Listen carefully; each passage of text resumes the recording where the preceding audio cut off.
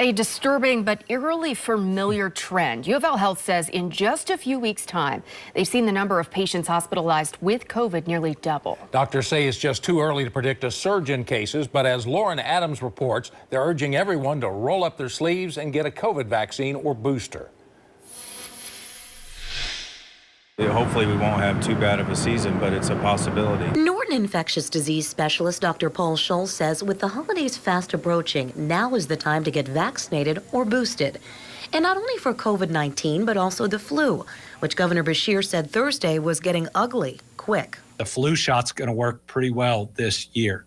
Folks, my kids are out of school for the next 3 days, yesterday through the end, because of how many people are getting sick from flu and other things. Across Kentucky, still a lot of green, 3 red counties right now, and some yellow counties. The state's hospitalization numbers as it relates to COVID-19 are among the lowest since the pandemic.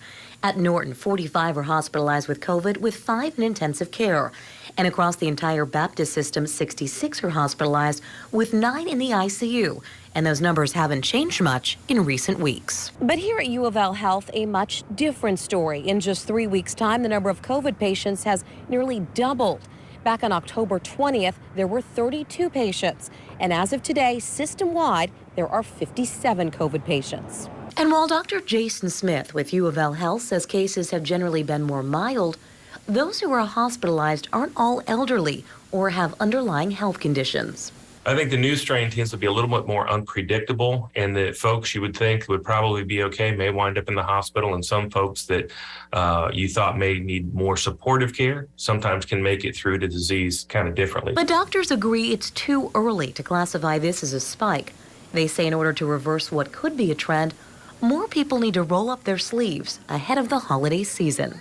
Acceptance rate has diminished, and I think there may be vaccine fatigue. Get your boosters and go see your family. Lauren Adams, WLKY News.